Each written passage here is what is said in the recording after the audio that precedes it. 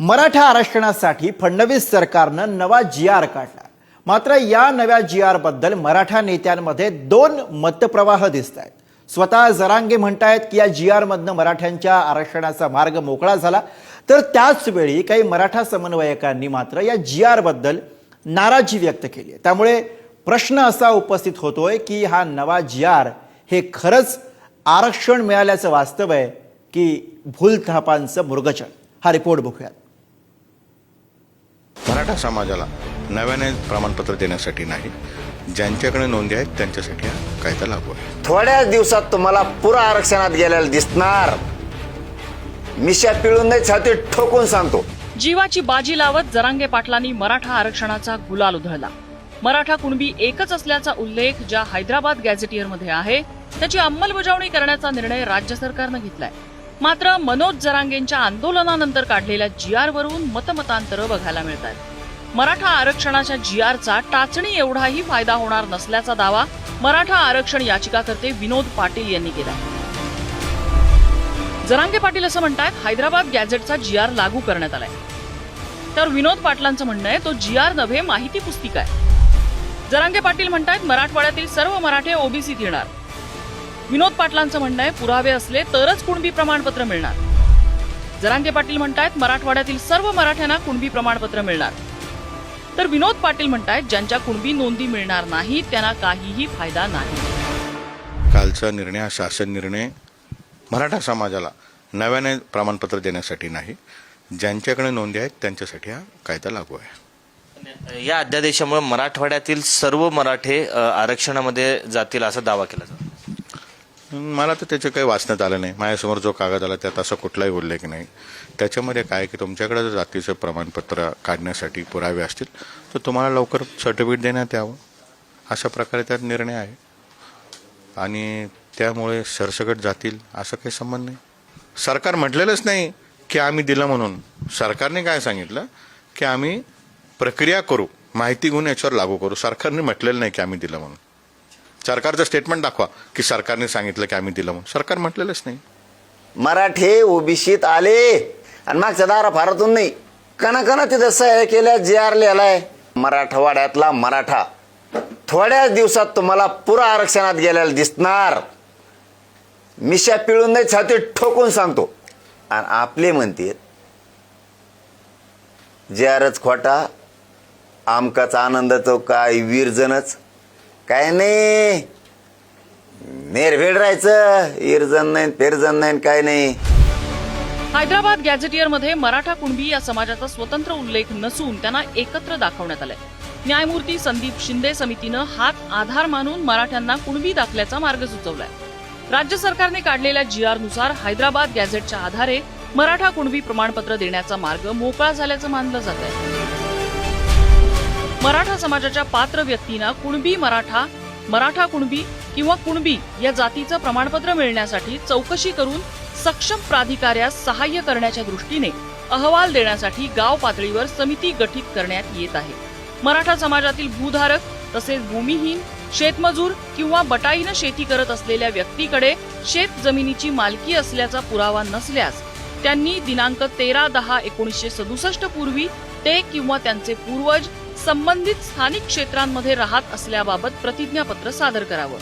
या प्रतिज्ञापत्राच्या आधारे दिलेल्या अनुषंगिक पुराव्याचे सक्षम प्राधिकारी यांनी स्थानिक चौकशी करून खातरजमा करावी. संबंधित जातीचा दावा करणाऱ्या व्यक्तीचे गावातील किंवा कुळातील नातेसंबंधातल्या व्यक्तींना कुणबी जातीचे प्रमाणपत्र मिळाले असल्यास आणि दावा करणारा व्यक्ती हा त्यांच्या नातेसंबंधातील किंवा कुळातील असून कुणबी असल्याचे प्रतिज्ञापत्र देण्यास ते तयार असल्यास तसे प्रतिज्ञापत्र घेऊन उपरोक्त नमूद गाव पातळीवरील स्थानिक समिती वंशावळ समितीच्या सहाय्याने आवश्यक ती चौकशी करेल. त्या चौकशीच्या आधारे सक्षम प्राधिकारी अर्जदारास कुणबी जातीचा दाखला देण्याबाबत निर्णय देतील. शिंदे समितीनं ज्या कुणबी नोंदी शोधल्या त्यांनाच ते मिळणार आहे. त्याच्या व्यतिरिक्त काय झाले, आमच्या मराठवाड्याच्या भोळ्या बाबड्या माणसाच्या समाजाचा विश्वास होता की आम्हाला सगळ्याला कुणबी धरून देईल. हैदराबाद सातारा गॅझेटियर त्यांनी 2 महिन्याचं आश्वासन दिलं. शिंदे साहेबांनी ज्यावेळेस वाशीवरनं परत जाताना जे आश्वासन दिलं होतं ते आजही पूर्ण झालेलं नाही सगळं सोयऱ्याचं. माझं असं म्हणणं आहे तोंडी आश्वासनाला काही महत्व नाही. माझं काम होतं समाजाला सांगणं की हे सरकार फसवतंय, आणि सरकारनं स्वतःचा विजय मिळवलेला आहे. समाजाच्या आमच्या फसवणूक केलेली आहे. मराठवाडा,